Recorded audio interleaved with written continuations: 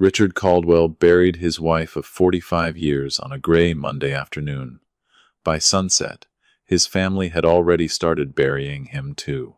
I used to believe the hardest part of losing Diane would be watching them lower her casket into the ground. I was wrong. The hardest part came 3 hours later, when I walked back into the house we had built together and realized my own children weren't mourning my wife anymore. They were waiting for me to become weak. The dining room table was already covered with folders, legal documents, and a silver fountain pen that didn't belong there that morning. My daughter Monica stood beside the papers with her husband Bradley, while my son Derek quietly poured himself a glass of whiskey, as if we had gathered for a business meeting instead of returning from a funeral. "Dad?" Monica said softly, using the same gentle voice she had used while comforting guests all afternoon. "Mom always wanted the company to stay in the family. We think it's time to make the transition easier for everyone." She pushed the documents toward me. "You don't have to worry about running Caldwell Manufacturing anymore. Derek and I will take care of everything." I looked at the first page. It wasn't a temporary management agreement. It transferred full voting authority, operational control, and signature rights to Derek effective immediately. "Your mother died 6 hours ago," I said quietly. "Can we at least wait until tomorrow?" Monica exchanged a quick glance with Bradley before forcing another sympathetic smile. "We're only thinking about protecting you. You're 72, Dad. You shouldn't be carrying this burden alone." I had spent 48 years building Caldwell Manufacturing from a rented warehouse with 3 employees into one of the largest precision engineering companies in New England. Diane had worked beside me from the very beginning, answering phones during the day and balancing payroll at the kitchen table after midnight. Every machine inside that factory carried a memory of our marriage. Yet before the flowers from her funeral had even begun to wilt, my own children were asking me to hand over everything we had built together. I closed the folder without signing a single page. "I'll review it later." Derek finally spoke. "Dad, delaying this only creates uncertainty. The board expects stability." I looked at him. "The board can survive one night." The room fell silent. Monica picked up the papers, pretending to understand, but disappointment flashed across her face for just a fraction of a second. They left shortly afterward. I walked them to the front door, thanked them for coming, and watched their cars disappear into the darkness. The house became painfully quiet again. I wandered into Diane's study, hoping the silence would help me breathe. As I placed her reading glasses back on the desk, my phone vibrated. Monica had accidentally sent a message to the wrong family group before deleting it a few seconds later. I had already seen it. The old man took the bait. Give him a day or two. He'll sign once he realizes he can't handle this alone.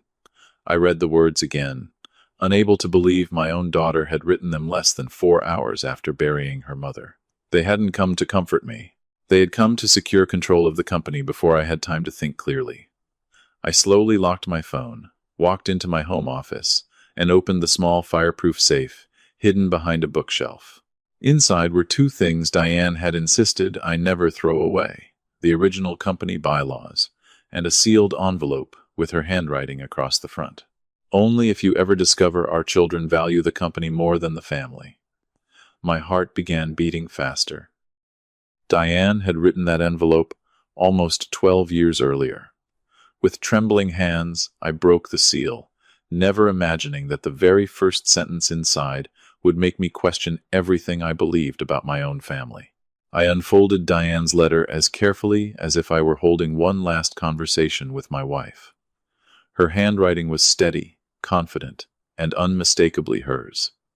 "Richard," it began, "if you're reading this, then something I prayed would never happen has finally happened.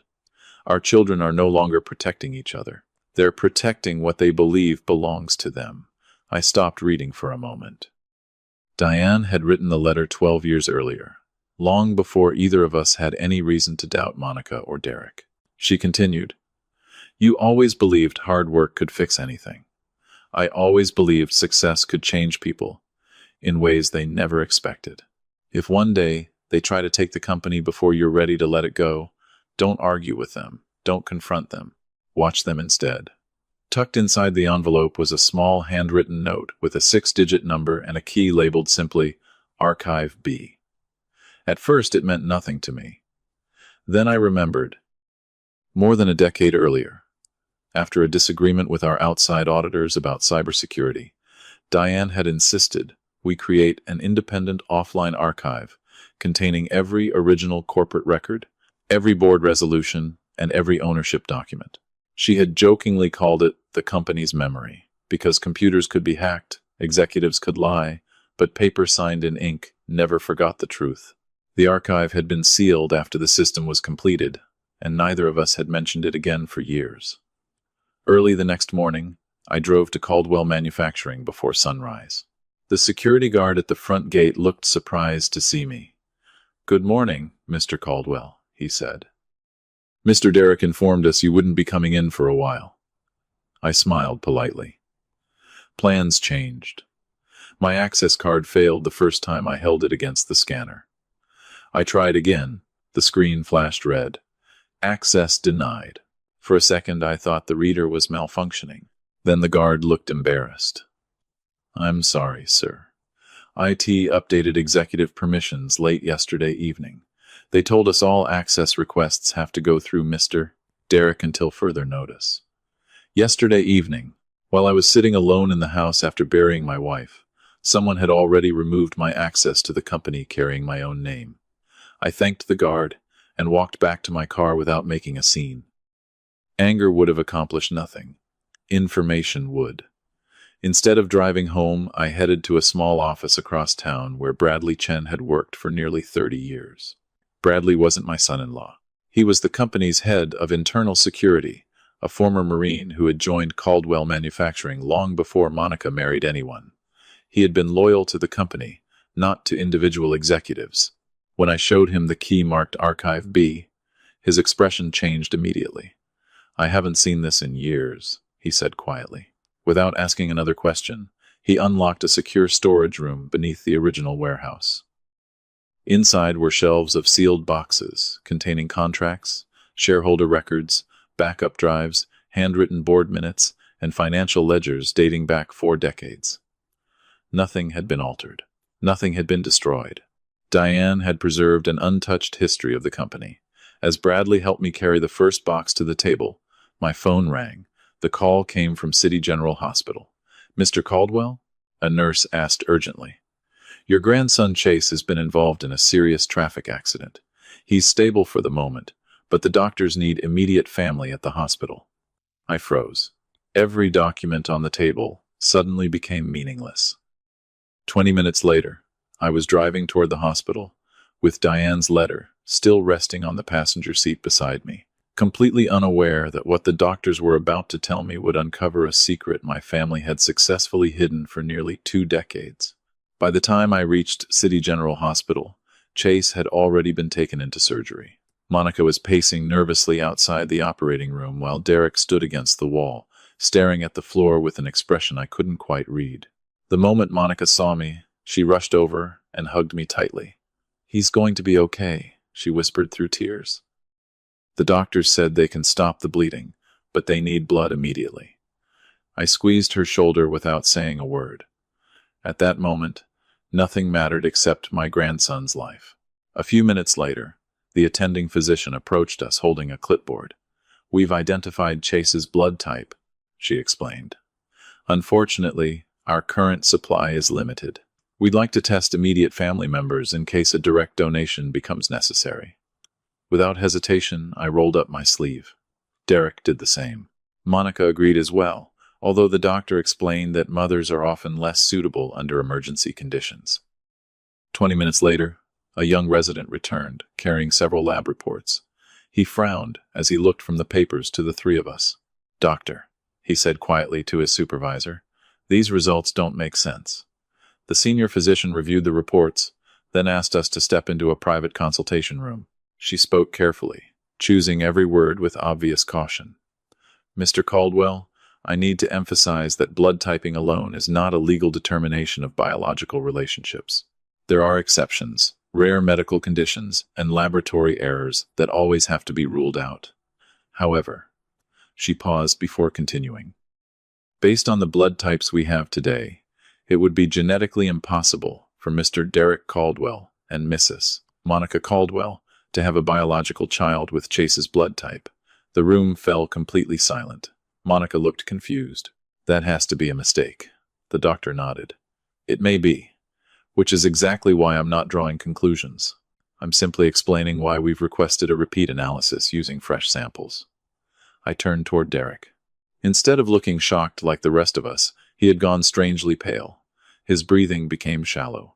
His eyes never met mine. The reaction lasted only a second before he forced himself to speak. "Run the test again," he said quickly.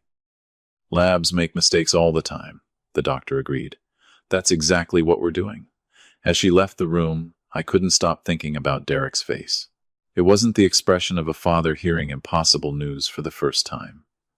It looked more like the expression of a man terrified that something he had hoped would stay buried had suddenly resurfaced. Several hours later, Chase's surgery was declared successful. The repeated blood typing produced the same result. The physician again refused to make definitive statements without DNA testing, explaining that blood groups could indicate incompatibility but should never be treated as final proof of parentage. Monica insisted the hospital had mixed up the samples. Derek said almost nothing. While Monica remained with Chase in recovery, Derek stepped outside alone to answer a phone call. I followed at a distance without intending to eavesdrop, but his voice carried across the nearly empty courtyard. "No," he said in a low, urgent tone. "They only know about the blood test, nothing else." My heart skipped a beat. Nothing else? Who was he talking to? Before I could move closer, he ended the call and slipped his phone back into his pocket. That single sentence told me more than any laboratory report ever could. Derek wasn't reacting to an unexpected possibility. He was reacting to the fear that an old secret was beginning to unravel. The following morning, after Chase had been moved to a regular room, I quietly visited the hospital laboratory and asked to speak with the genetics counselor. I wasn't looking for accusations. I was looking for certainty. She patiently explained the difference between blood typing and DNA analysis, then handed me the contact information for an accredited forensic laboratory that specialized in court-admissible parentage testing. "If every legal consent is obtained," she said, "DNA testing can answer questions that blood types never can." That afternoon, I called Victor Hayes, the attorney who had represented Caldwell Manufacturing for almost 30 years. After listening carefully, he gave me only one piece of advice. "Richard," he said, "don't accuse anyone of anything until the evidence is undeniable. If the truth is really as serious as you believe, let science speak before emotions do." I thanked him, drove home, opened Diane's letter one more time, and read a sentence I had overlooked the night before. When people become desperate to protect a lie, they'll often reveal more than the truth ever could. The next morning, with Victor standing beside me, I walked into the forensic laboratory, carrying 2 sealed consent forms and one question that was about to change my family forever. Victor insisted we wait for the DNA laboratory to complete its work before confronting anyone. "Evidence loses its value the moment emotions get ahead of facts," he reminded me. I agreed. There was nothing more I could do about the test, except wait. That left me with something else Diane had warned me never to ignore: the company. The following morning, Bradley met me inside Archive B before sunrise. Together, we began comparing the original financial records Diane had preserved with the electronic reports currently filed by Caldwell Manufacturing. At first, the differences seemed harmless. Dates had been adjusted, payment schedules had been reorganized. Several contracts had been categorized differently than they appeared in the original ledgers. Large companies often made legitimate accounting corrections, and neither of us wanted to jump to conclusions. But after 3 hours, a pattern began to emerge. Every discrepancy favored the same group of people. Bradley quietly opened another binder, containing vendor payments from the previous 18 months. "This company appears a lot," he said, pointing to a supplier named Horizon Industrial Solutions. I frowned. "I've never heard of them." Bradley typed the name into the corporate registry database. The business had been created only 16 months earlier. It had no manufacturing facilities, no listed employees, and a registered address that turned out to be nothing more than a mailbox inside a shipping center. Yet, Caldwell Manufacturing had transferred more than $4.5 million to that company through dozens of separate invoices. "That's impossible," I whispered. "No purchasing contract this size ever came across my desk." Bradley nodded. "Because none of these approvals carry your signature." We continued digging. The invoices had all been approved electronically, using Derek's executive authorization, while several supporting documents had been uploaded only minutes before payments were released. Everything appeared professionally organized, but the deeper we looked, the more carefully constructed the illusion became. Horizon wasn't supplying equipment. It was absorbing money. Bradley then opened another file, showing retirement fund transfers approved over the previous year. My stomach tightened. Small amounts had been quietly moved out of the employee pension reserve and later replaced before quarterly reporting deadlines. The balances looked normal on official statements, but between reporting periods the money had been circulating through outside accounts without board approval. Whoever designed the scheme understood corporate finance extremely well. They weren't stealing recklessly. They were borrowing against trust, assuming no one would ever compare the original records preserved inside Archive B with the altered electronic system now controlling daily operations. "If regulators discover this," Bradley said carefully, "they'll investigate everyone whose name appears on the executive approvals." I immediately understood what that meant. Derek had signed nearly every authorization. Whether he had created the system himself or simply trusted the wrong people no longer mattered. On paper, the responsibility would begin with him. I leaned back in my chair, trying to separate facts from assumptions. Could someone have manipulated these records without Derek knowing? Bradley considered the question for a long moment. "Possible," he admitted, "but extremely unlikely. The approval levels required direct executive authority. Someone at the very top either authorized this or deliberately ignored it." Before either of us spoke again, Victor called. His voice sounded unusually serious. "Richard, don't leave the archive yet. The forensic laboratory just contacted me. They finished the first stage of the DNA analysis much faster than expected." My heart began pounding. "What did they find?" There was a brief silence before Victor answered. "Not over the phone. You need to see the report yourself." 20 minutes later, as I locked Archive B and headed toward Victor's office, I still believed the DNA results would answer only one question. I had no idea they were about to expose a betrayal that had been quietly poisoning my family for nearly 20 years. Victor was already waiting when I arrived. The DNA report lay sealed on the conference table, untouched since the laboratory courier had delivered it less than 20 minutes earlier. Neither of us spoke as he carefully opened the envelope and began reading the first page. The room was completely silent, except for the sound of paper turning. After nearly a minute, Victor slowly removed his glasses and looked directly at me. "Richard," he said quietly, "the laboratory confirmed the chain of custody is intact. The samples were processed twice by independent technicians, and the statistical certainty exceeds the legal standard for court admissibility." My chest tightened. "Just tell me." He slid the final page across the table. The conclusion was only one sentence long. "Derek Caldwell is excluded as the biological father of Chase Caldwell." For several seconds I couldn't move. I had spent the previous day preparing myself for that possibility, yet seeing it confirmed in black ink felt completely different. I wasn't thinking about the company anymore. I wasn't thinking about the inheritance. I was thinking about my grandson, who had spent 19 years believing one man was his father, while science had just proven otherwise. Victor broke the silence. "Remember what we discussed. This report answers only one question. It does not tell us who Chase's biological father is." I nodded slowly. "Then we find that answer the right way." That afternoon, Victor introduced me to Elaine Foster, a licensed private investigator who had spent more than 25 years handling corporate fraud and family litigation. Unlike television detectives, Elaine wasn't interested in dramatic confrontations. She believed every secret eventually left a paper trail. "Affairs are emotional," she told me, "but maintaining one for years requires logistics, travel, money, communication, and timing. Those things leave evidence." I gave her complete access to the records from Archive B, together with the financial documents Bradley and I had uncovered. 3 days later, she returned carrying a thin folder. I think these two investigations are connected, she said. The first photographs showed Monica and Bradley Mason, the company's chief financial officer, entering the same condominium building on multiple evenings over nearly 2 decades. Bradley had joined Caldwell Manufacturing 21 years earlier as a financial analyst, before steadily rising through the executive ranks. I remembered recommending his first promotion myself. Elaine then placed hotel receipts, flight records, and archived phone bills across the table. The pattern was impossible to ignore.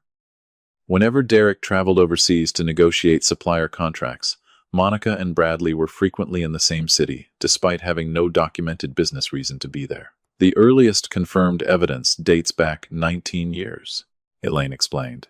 But based on communication records, I believe the relationship began even earlier. My stomach turned. Does Derek know?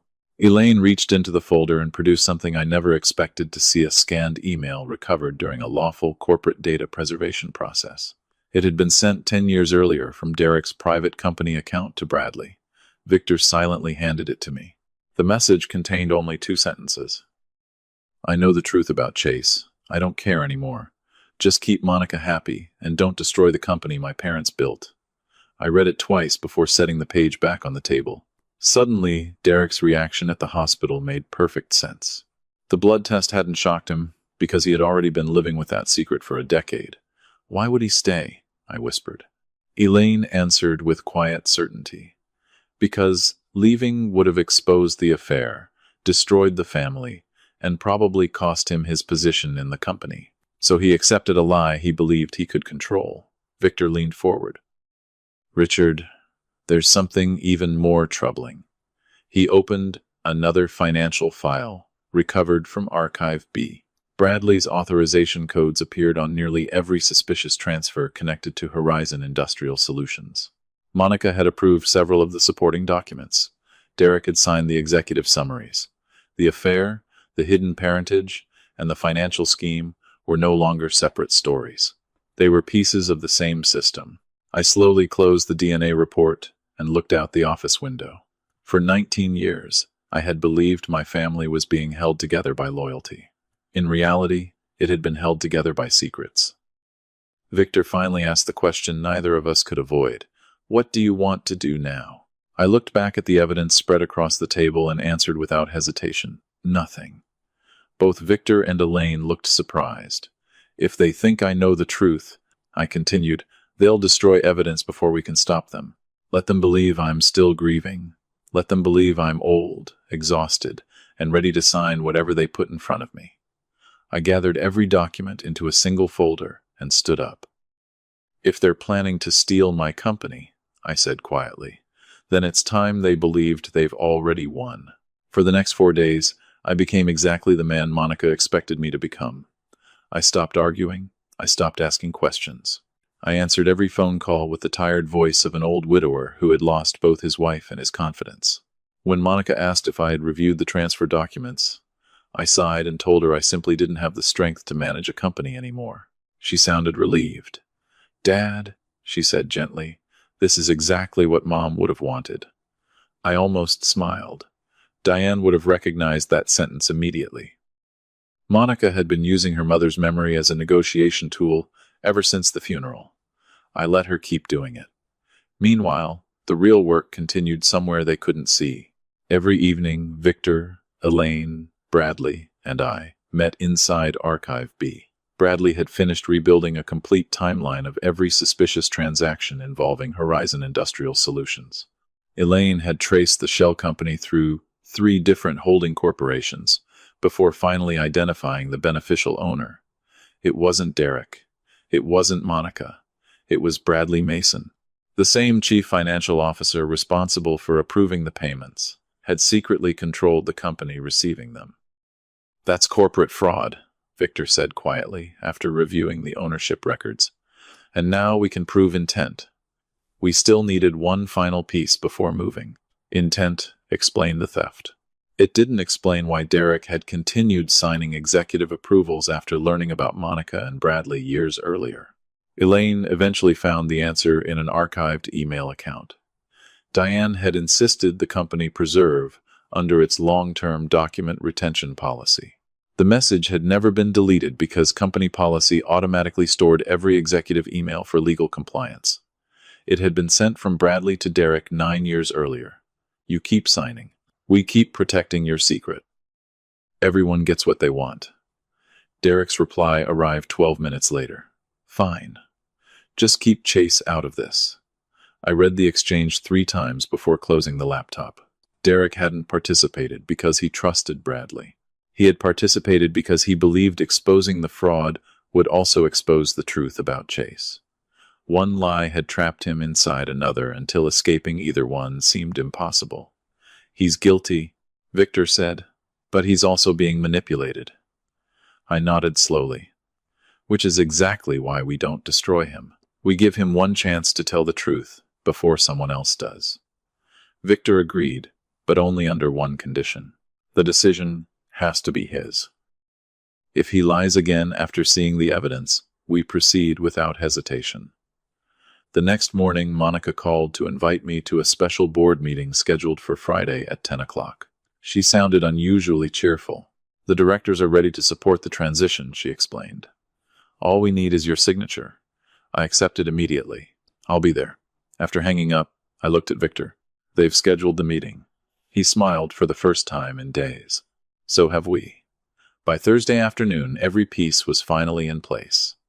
Victor had prepared emergency court filings to freeze the fraudulent accounts the moment the board meeting concluded. Elaine had delivered certified copies of Bradley's ownership records to federal investigators already reviewing the suspicious financial transfers. Bradley, the loyal security director, had secured complete backups of the company's internal servers before anyone could erase them.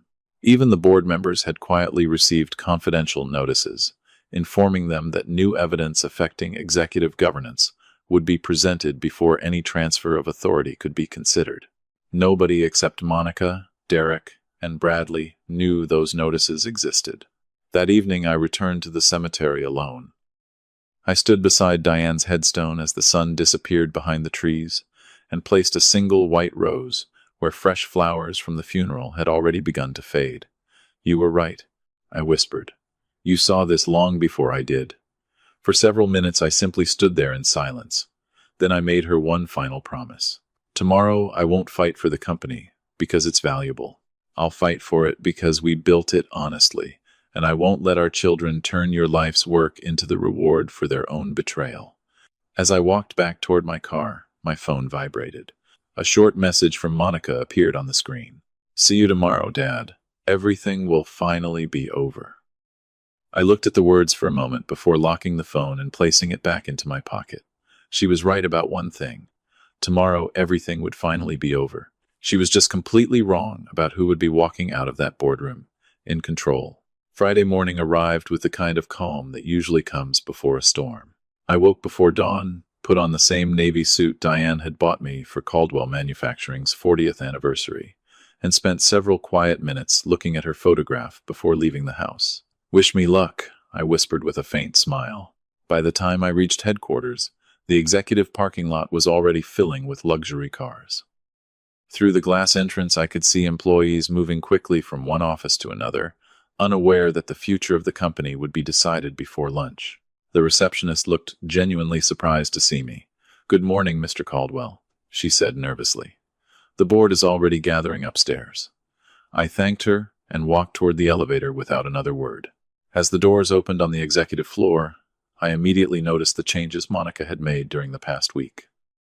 My wife's portrait had been removed from the main hallway and replaced with a large digital display promoting the company's next-generation leadership initiative. Several longtime executives who had worked beside Diane and me for decades were nowhere to be seen. Their offices were empty, their nameplates gone. New managers, most of them personally recruited by Monica or Bradley within the last 2 years, were greeting one another with confident smiles, convinced they were witnessing the beginning of a new era. Monica spotted me as soon as I entered the boardroom. She walked over, carrying the same leather folder she had tried to hand me after Diane's funeral. I'm glad you came, Dad, she said warmly. Today doesn't have to be difficult. I smiled politely. No, I don't think it will. Bradley was already setting up a presentation at the far end of the room. The first slide projected onto the screen read, Caldwell Manufacturing, Transition Strategy, 2030. My name appeared only once in a small line near the bottom, describing me as founder emeritus, not chairman, not chief executive officer. Just a ceremonial title prepared before I had agreed to anything. Derek sat quietly near the window, reading the transfer agreement without turning a single page. He looked exhausted. The confident executive who had once believed he could control every outcome had disappeared. When our eyes met, he gave me a small nod before looking away. I could see the conflict on his face. He knew enough to fear what was coming, but not enough to understand how much evidence already existed. At precisely 10 o'clock, the final independent directors entered the room together with the company's outside auditors. Monica immediately stood and began the meeting. She spoke confidently about continuity, stability, shareholder confidence, and honoring Diane's legacy. Every sentence had been carefully prepared to make today's transfer sound responsible rather than opportunistic. When she finished, she slid the signature folder across the polished conference table until it stopped directly in front of me. "Dad," she said with a gentle smile, "this is what Mom would have wanted. Once you sign, we can begin the next chapter together." I slowly opened the folder. The documents were nearly identical to the ones she had brought to my house after the funeral, except this version permanently surrendered my voting rights, removed my authority to appoint board members, and granted Derek complete operational control, effective immediately. I quietly closed the folder again, without touching the pen. Monica's smile became noticeably tighter. "Is something wrong?" she asked. Before I could answer, the boardroom doors opened once more. Victor Hayes walked in carrying a black briefcase, followed by Elaine Foster with several sealed evidence boxes. Behind them came two federal investigators, wearing business suits instead of uniforms. The room fell completely silent. Monica frowned. "I'm sorry," she said. "This is a private board meeting." Victor calmly placed his briefcase on the table and looked around the room. "Not anymore," he replied.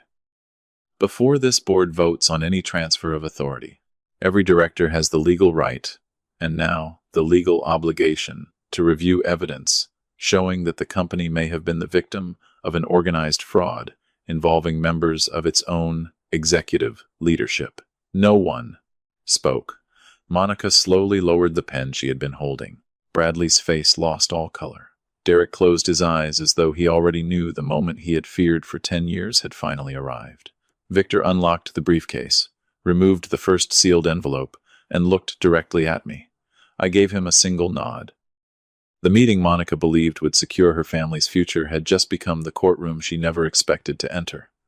No one moved after Victor's announcement. Monica was the first to recover. She forced a polite smile and looked toward the independent directors. "I'm sure this is all a misunderstanding," she said confidently. "If Mr. Hayes has concerns, we can schedule another meeting after today's transition is completed." Victor calmly shook his head. "Legally, you can't." He placed a certified court order in the center of the table. "Any vote transferring executive control is automatically suspended while credible evidence of corporate fraud involving current executives is under review." One of the independent directors immediately picked up the order and began reading. The room fell silent again. Bradley suddenly stood. "This is ridiculous," he snapped. "We've spent months preparing this transition." Victor looked directly at him. "Exactly." He opened the first evidence box and removed a thick binder, which is why we carefully reviewed every financial transaction completed during those same months. Bradley's confidence faded slightly. Victor projected the first document onto the large conference screen. It showed dozens of payments totaling more than $4.5 million made to Horizon Industrial Solutions, a supplier with no employees, no manufacturing facility, and no legitimate business activity, Victor explained. Yet somehow, it received millions from Caldwell Manufacturing. Bradley immediately answered. "Those were consulting agreements." Victor nodded. "Then perhaps you can explain why Horizon Industrial Solutions is legally owned by this man." He pressed the remote again. A certified corporate ownership record appeared on the screen together with Bradley Mason's photograph. The board members began whispering among themselves. Bradley's face turned pale. "That's taken out of context," he insisted. "The company was intended for future expansion." Elaine calmly placed another folder in front of each director. Inside were bank transfers, tracing corporate funds directly into Bradley's privately controlled accounts before being routed through multiple shell entities. Every transfer carried executive authorization codes. Monica's expression finally changed. She turned toward Bradley. "You told me those companies were legitimate." Bradley looked back at her in disbelief. "You approved half the invoices," Victor interrupted before either could continue. "Which is why this investigation concerns more than one executive." He displayed another series of documents: internal approval logs, electronic signatures, archived emails. Every step of the scheme had been preserved inside Archive B, long before anyone attempted to alter the company's digital records. One director slowly removed his glasses. "How did none of us know about this?" Richard answered for the first time since the meeting began. "Because the people responsible controlled the reports you were allowed to see." Derek remained silent, staring at the evidence spread across the table. Then Victor opened the second evidence box. "The financial fraud is only part of today's presentation," he said quietly. Monica frowned. "What does that mean?" Victor produced another sealed envelope.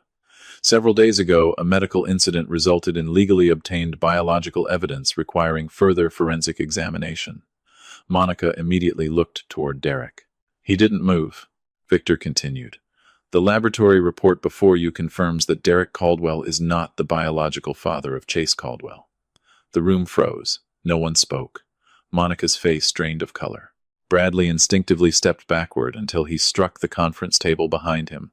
One of the directors whispered, "My God." Victor wasn't finished. "This information is not presented to embarrass anyone's private life. It establishes motive." He projected the archived email recovered from the company's compliance server onto the screen. "You keep signing. We keep protecting your secret. Everyone gets what they want." Beneath it appeared Derek's reply from 9 years earlier. "Fine. Just keep Chase out of this." Derek slowly stood. His voice was barely audible. "It's real." Every eye in the room turned toward him. He looked first at Monica, then at Bradley, before finally facing the board. "I found out 10 years ago," he admitted. "I should have left. I should have reported everything. Instead, I let them convince me that protecting Chase mattered more than protecting the truth." Tears filled Monica's eyes. "Derek." He gently shook his head. "Don't." His voice became steadier. "Dad spent his entire life teaching me that one lie always demands another. I proved him right." Federal investigators quietly stepped forward. One placed a folder before Bradley. "Mr. Mason, based on the financial evidence presented today, you are being formally served with a federal preservation order. Effective immediately, you are prohibited from accessing company accounts, deleting electronic records, or contacting anyone involved in the investigation." Bradley looked toward Monica, silently hoping she would say something. She couldn't. Richard slowly rose from his chair and looked around the room. 48 years ago, my wife and I started this company with 3 employees and a borrowed machine. We made mistakes. We lost contracts. We nearly went bankrupt twice. But we never stole from the people who trusted us." He paused before looking directly at the independent directors. "Today isn't about revenge. It's about making sure Caldwell Manufacturing survives long after every person in this room is gone." The chairman of the board slowly closed the transfer agreement Monica had prepared and pushed it aside. Then he looked toward Victor. "Counselor," he said quietly, "I believe this board has only one responsible decision left to make." The chairman slowly folded the unsigned transfer agreement and placed it at the far end of the conference table. "Effective immediately," he announced. "This board suspends all executive authority held by Monica Caldwell, Bradley Mason, and Derek Caldwell, pending the outcome of the investigation." No one objected. The vote was unanimous. For the first time since the meeting had begun, Monica seemed to understand that the future she had been planning no longer existed. She looked desperately toward Bradley. "Say something." Bradley remained silent. One of the federal investigators stepped beside him and handed him a formal notice requiring the immediate surrender of every company, laptop, phone, access card, and storage device in his possession. This is unbelievable, Bradley muttered. I built this company too. Richard calmly answered, No. You built a scheme that fed on a company someone else built. Bradley's jaw tightened. You think I'm the only one responsible? He suddenly turned toward Monica. Tell them whose idea Horizon was. Monica stared at him in disbelief. You're blaming me? You approved every transfer. Because you said everything was legal. Their voices grew louder with every accusation. Years of carefully protected loyalty disappeared within seconds. Monica accused Bradley of manipulating the accounting system. Bradley accused Monica of demanding more money every year. Both insisted Derek had signed the approvals voluntarily. The independent directors watched in complete silence as the people who had claimed to be protecting Caldwell Manufacturing destroyed one another without anyone asking another question. Finally, Victor placed a printed email in front of Derek. It was the same message recovered from the archived compliance server. Derek read it slowly before closing his eyes. I wrote that, he admitted. No one forced me. Monica looked at him in shock. Derek, he interrupted her for the first time in years. Stop. His voice was calm, but every word carried the weight of 10 years of regret. I told myself I was protecting Chase. I told myself exposing the truth would destroy his life. But the truth is, I was protecting myself. I didn't want people to know my marriage had become a lie, and I didn't want to lose the company Dad spent his life building. He turned toward Richard. You gave me everything, and I repaid you by signing papers I never should have signed and staying silent when I should have spoken. Richard didn't answer immediately. He simply looked at the son standing in front of him. He no longer saw the confident executive who had tried to take control after Diane's funeral. He saw a tired man finally admitting the truth. He had spent a decade hiding. Federal investigators then informed Bradley that a criminal financial investigation had officially begun, and that additional warrants would likely follow after reviewing the evidence seized from company servers. Monica was instructed to remain available for questioning and warned not to destroy or alter any personal or corporate records. Neither argued anymore. They already understood the evidence, spoke louder than excuses. As the meeting slowly came to an end, the chairman addressed Richard directly. Mr. Caldwell, the board unanimously requests that you resume full executive authority until new governance measures can be implemented. Richard looked around the room before answering. I'll return only long enough to protect the employees and stabilize the company. Caldwell Manufacturing was never meant to become one man's kingdom, not even mine. Several directors nodded in quiet agreement. As everyone began leaving the boardroom, Derek remained behind. The room was almost empty when he finally walked toward his father. There were no lawyers, no shareholders, and no cameras left to witness what happened next. He stopped only a few feet away. Dad, he said, his voice breaking, I know I don't deserve another chance. I know I may never deserve your forgiveness. But before the investigators, before the courts, before anything else happens, there's one thing I have to ask you. Richard looked at him without speaking. Tears filled Derek's eyes as he struggled to finish the sentence. Can you ever see me as your son again? Or did I lose that forever? The chairman slowly folded the unsigned transfer agreement and placed it at the far end of the conference table. Effective immediately, he announced, this board suspends all executive authority held by Monica Caldwell, Bradley Mason, and Derek Caldwell, pending the outcome of the investigation. No one objected. The vote was unanimous. For the first time since the meeting had begun, Monica seemed to understand that the future she had been planning no longer existed. She looked desperately toward Bradley. Say something. Bradley remained silent. One of the federal investigators stepped beside him and handed him a formal notice requiring the immediate surrender of every company laptop, phone, access card, and storage device in his possession. This is unbelievable, Bradley muttered. I built this company too. Richard calmly answered, No. You built a scheme that fed on a company someone else built. Bradley's jaw tightened. You think I'm the only one responsible? He suddenly turned toward Monica. Tell them whose idea Horizon was. Monica stared at him in disbelief. You're blaming me? You approved every transfer. Because you said everything was legal.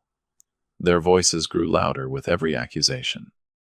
Years of carefully protected loyalty disappeared within seconds. Monica accused Bradley of manipulating the accounting system. Bradley accused Monica of demanding more money every year. Both insisted Derek had signed the approvals voluntarily. The independent directors watched in complete silence as the people who had claimed to be protecting Caldwell Manufacturing destroyed one another without anyone asking another question. Finally, Victor placed a printed email in front of Derek. It was the same message recovered from the archived compliance server. Derek read it slowly before closing his eyes. "I wrote that," he admitted. "No one forced me."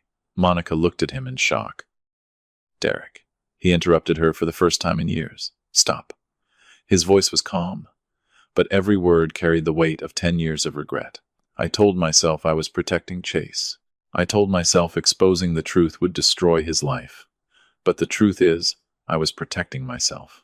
I didn't want people to know my marriage had become a lie, and I didn't want to lose the company Dad spent his life building."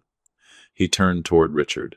"You gave me everything, and I repaid you by signing papers I never should have signed and staying silent when I should have spoken."